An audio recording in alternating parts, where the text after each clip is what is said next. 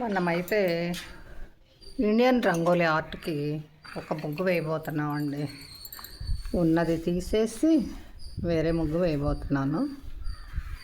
గడపకి ముగ్గు మన స్వస్తిక్లు తీసేయబోతున్నానండి. స్వస్తిక్ పైన ఏమో స్వస్తిక్లు, కిందేమో పాదాలు.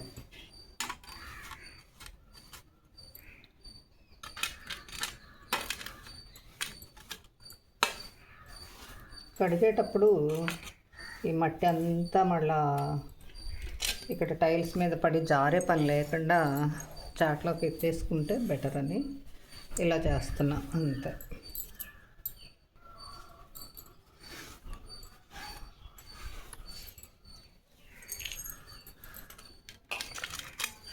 అసలు మోతే దేవద్దు అనుకుని చాట కూడా స్టీల్ అయిపోయింది చూడండి. కానీ పాడవకుండా ఉంటుంది. స్టీల్ చాట్ కొనుక్కోండి అమ్మాయిలు. మీరు ఎలాగో షాపులకు తిరుగుతారుగా, షాపుల్లో తెచ్చుకోండి, లేకపోతే మన అఫిలియేట్లో పెడతాను, కొనేసుకోండి. కొందలుచుకున్న వాళ్ళు మన వీడియోల నుండి వెళ్ళి కొనుక్కోవచ్చు.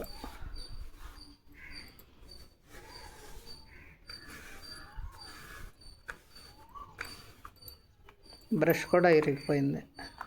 బ్రష్ చాట కూడా ఒక సెట్ పెట్టాలి. నేను కొనుక్కుంటా ముందు, మీరు కొనుక్కోపోయినా సరేనా, నాకు అవసరం. నేను ఫస్ట్లో సిమెంట్ గడపకి పసుపు పూసేటప్పుడు బ్రష్తో పూసేదాన్ని.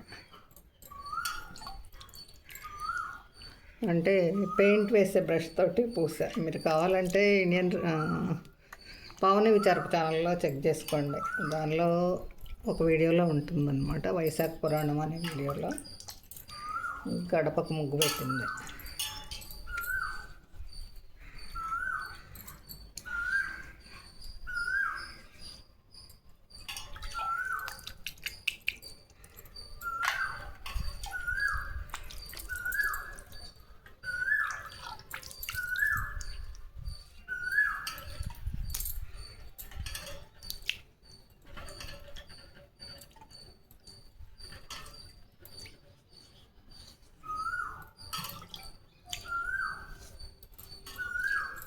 లక్ష్మి అయితే మీ గడపలు ఎంత పుణ్యం చేసుకున్నాయో అక్క ఉంటుంది.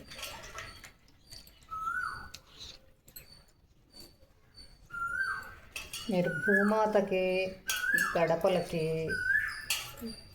చేసే పూజ ఎంత మహత్తరమైనదో అని చెప్తుంది లక్ష్మీ నెల్లూరు సిస్టర్. ఇంకా తనే ఒక ఆధ్యాత్మిక చింతన కలిగిన అమ్మాయిలే, అందువల్ల అలా చెప్తోంది. ఇంకా మా తేజు అయితే ఇంకా నన్ను తెగ మెచ్చుకుంటుంది. ఇప్పుడు నమ్మిక సిస్టర్ అనమాట. తను వంటలు భలే చేస్తారు చూడండి. మీరు ఎవరైనా నమ్మిక అని యూట్యూబ్లో కొడితే వస్తే, లేదా మన కామెంట్ బాక్స్ కింద ఉంటుంది, చెక్ చేసి తన వంటలు చూడండి.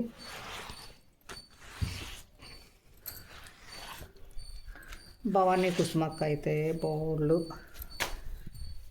జీవితంలో వచ్చే సాధక బాధలన్నీ చెప్తారు. అది కూడా ఇష్టమైతే ఆ ఛానల్ కూడా చెక్ చేయండి. మా మల్లేశ్వరి సిస్టర్ది చెక్ చేయండి. మల్లేశ్వరి అయితే తూర్పుగోదావరి వంటలు, ఇంకా తను నమ్మికవి ఒక టైప్లో ఉంటాయి, తనవి ఒక టైప్లో ఉంటాయి. మరి మా సాయి కుకింగ్స్ అనమాట, తను కూడా చాలా బాగా వంటలు చేస్తారు. ఇక్కడ విశేషం ఏంటంటే పావని ఒక్కటే వంట సరిగ్గా చేయదు. మీ అందరూ చేసినంత బాగా నేను చేయను. మీ అందరూ చక్కగా బోళ్ళు ఉల్లిపాయలు కోసి ఎంతో శ్రద్ధాభక్తులతో చేస్తారు. పావని అంత బాగా చేయదు. ఏదో మా ఇంట్లో పనికొచ్చేటట్టు చేస్తా, కానీ సభ మెచ్చే అంత గొప్ప వంట అయితే మనకు రాదండి.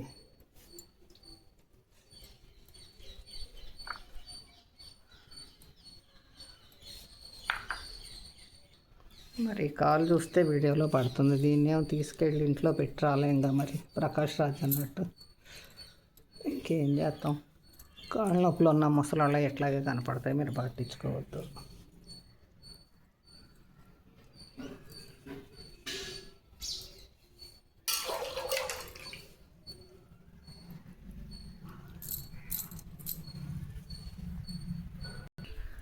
అయితే మనం ఇప్పుడు కుబేర ముగ్గు వేద్దామండి. దీన్ని కుబేర ముగ్గు అని పిలుస్తున్నారు. అంటే ఈ గీట్లు ఎండోయి గీట్లు గేస్తా దీన్ని కుబేర ముగ్గు అంటుంది ఏంటి ఇవిడ అని తిట్టుకోవద్దు. అయితే యథార్థంగా అయితే అది కుబేర ముగ్గు అని నాకు తెలీదు. ఏంటంటే ఇదిగోండి ఇలా వేసి ముగ్గు బాగా నిష్ణాతులైన వాళ్ళైతే ఇది గీరు. నాకు తెలిసి ఏం చేసేవాళ్ళు అంటే పొలం పనికి వెళ్ళిపోతూ గబగబా ముగ్గు వేయాలనుకోండి, ఈ ముగ్గు ఒకటి వాకిలి మొహాన పడేసి వెళ్ళిపోయేవాళ్ళు నాకు తెలిసి. కానీ దీన్నేమంటున్నారంటే అంటే కుబేర ముగ్గు ఇది ఎక్కడ పడితే అక్కడ వేసుకోకూడదు, బీరువాల దగ్గరే వేయాలి అని చెప్తున్నారు. మరి ఏది నిజమో ఏది అబద్ధమో మనకైతే తెలియదమ్మా. ఓకేనా? ఇది బీరువా దగ్గర వేసుకోండి అని చెప్తున్నారు. అయితే ఒకప్పుడైతే వడ్ల బస్తాల దగ్గర మరి ధాన్యం గాది దగ్గర వేసేవాళ్ళు.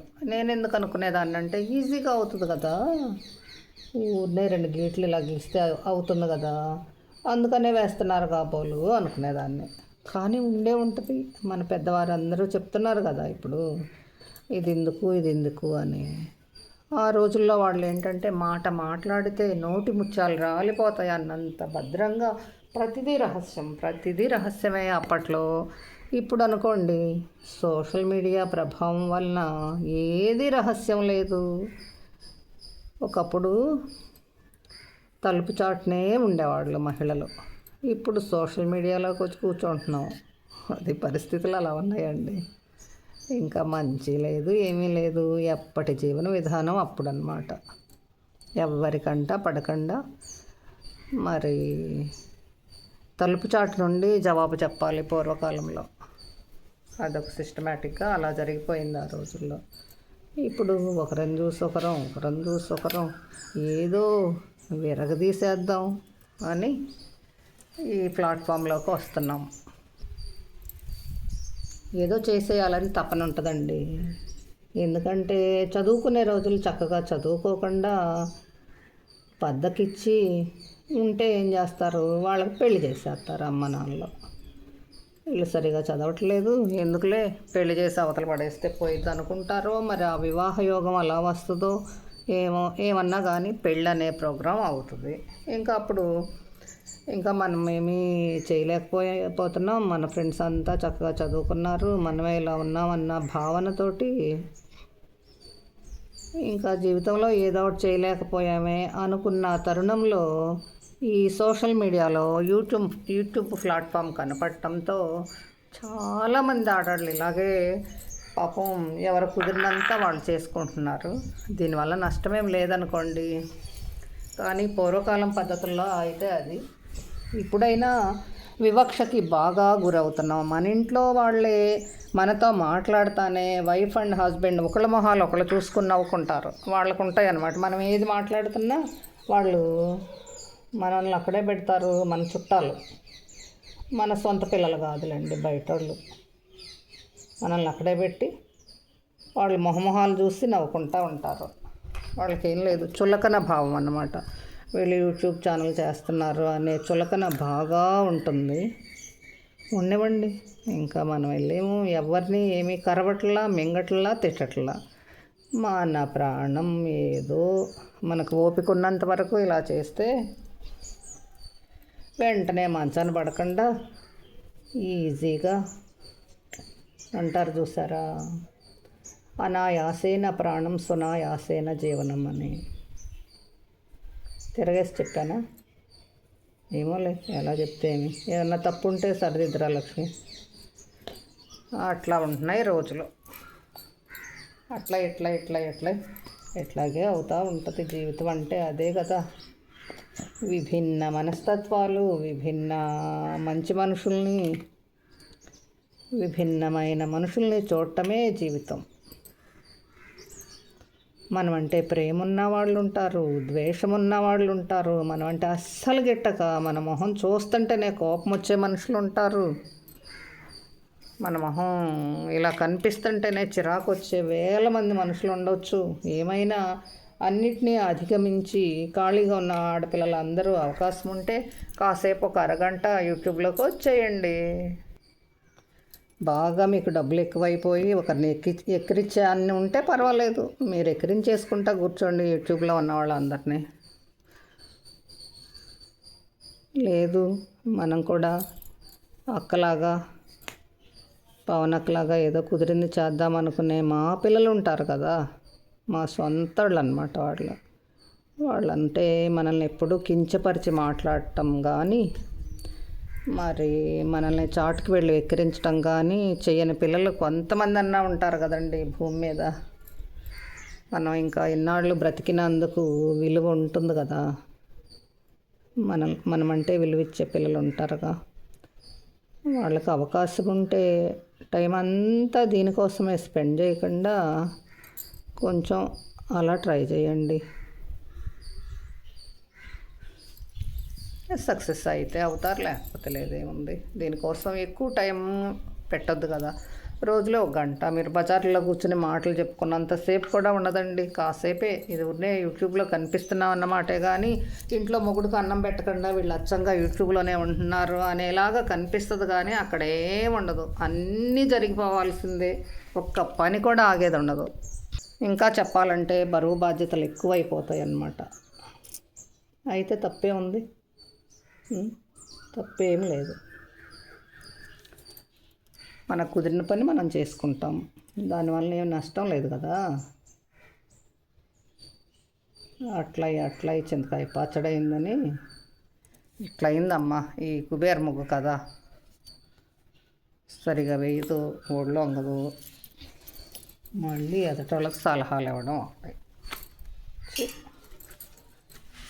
నాకైతే నచ్చలేదమ్మా. సరే, మాటల్లో పడిపోయాం.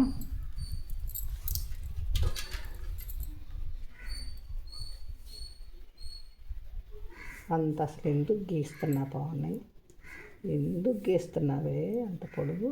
ఇట్లా ఉండాలి, ఇలా ఉండాలి.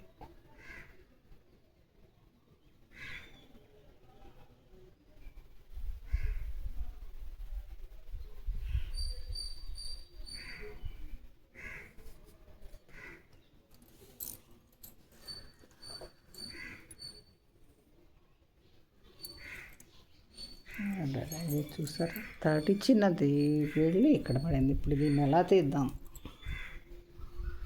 ఆగం అయిపోవడానికి?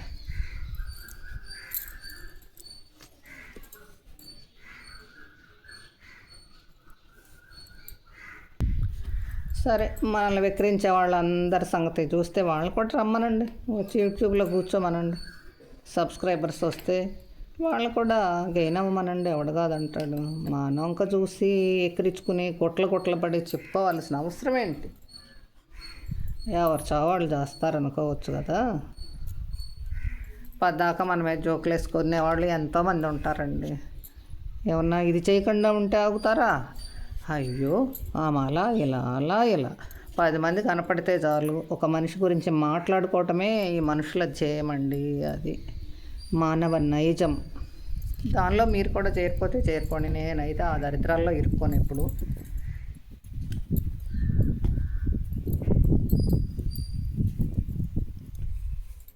దీనికి మా అప్పన్న చెప్పినట్టు ఒక కళ్ళు వేస్తున్నాను ఇక్కడ. అప్పన్నా, అదిగో అమ్మ కళ్ళు వేసేసాను చూడండి. అప్పన్న లాంటి బంగారు తమ్ముడు దొరికాడు మరి నాకు. యూట్యూబ్లో అక్క చెల్లెళ్ళు, అన్నదమ్ములు ఎంతోమంది దగ్గర అవుతారండి. నిజమైన బంధం అన్నమాట అది, రుణానుబంధం. నిజంగా ప్రేమగానే ఉంటారు. ఎందుకంటే వాళ్ళు కూడా సేమ్ ప్రొఫెషనల్ కాబట్టి కష్టం సుఖం వాళ్ళకి తెలుస్తుంది, అందువలన బాగుంటారు.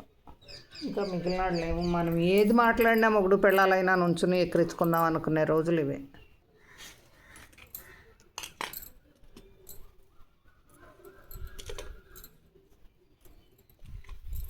ఎవరన్నా పెద్దవాళ్ళతో మాట్లాడేటప్పుడు వాళ్ళు దగ్గర ఉన్నప్పుడే వాళ్ళ మొహాలు వంక చూసి మీరు జోకులు వేసుకోవద్దని నా ఉద్దేశం. యువతల వాళ్ళు అంత పిచ్చోళ్ళు అయితే ఉండరు కదా, బాధపడతారండి. బాధపడితే అది మీకు మంచిది కాదు కదా. ఎదటోళ్ళని బాధ పెడితే అది సుఖమే కాదు కదా.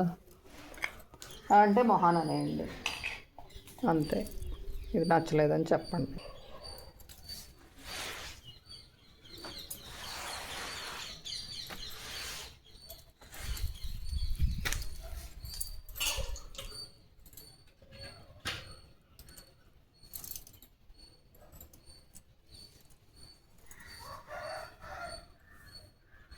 వాడు మార్కెట్లో ముగ్గులు థమ్స్అప్ బాటిల్తో తీసి పడేసాను అనుకోండి.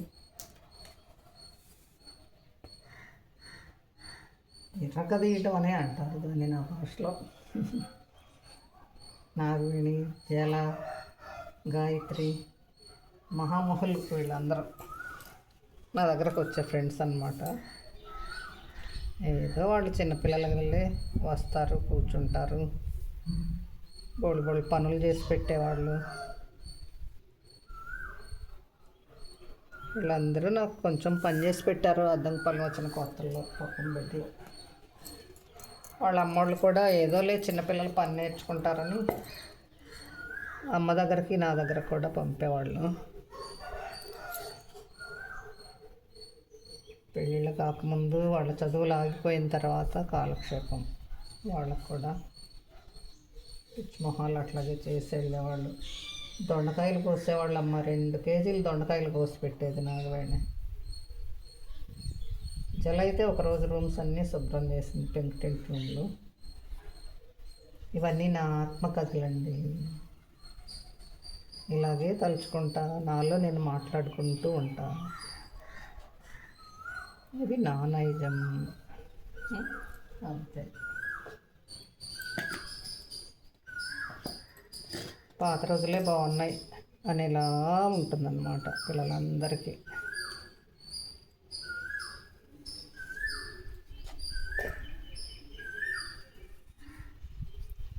పెద్దమ్మ అని అమ్మ అంటే ఎంతో ఇష్టంగా ఉండేవాళ్ళు. అమ్మ ఎక్కడుందో.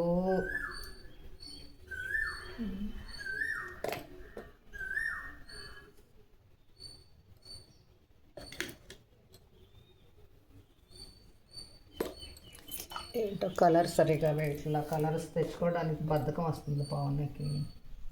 రేపటి నుంచి కలర్స్ నీట్గా తెచ్చుకోవాలి బయటకి. ముందే సెట్ చేసుకుని ఉంచితేనే వీలవుతుంది, లేకపోతే నా వల్ల కాదండి. ముసలాళ్ళం అయిపోయాం కదా, మన వల్ల ఏమవుతుంది. ఇదే చాలా ఎక్కువ, చాలా చాలా ఎక్కువ. మీ అందరూ నన్ను ఎన్ని వెక్కిరించుకున్నా ఏం చేసినా నా వయసుకు వచ్చిన తర్వాత మీరందరూ ఇలా చేసి చూడండి. నన్ను ఎక్కిరించే ప్రతి వాళ్ళు కూడా మా ఫ్యామిలీ పిల్లలే నన్ను ఎక్కిరిస్తున్నారు. అయితే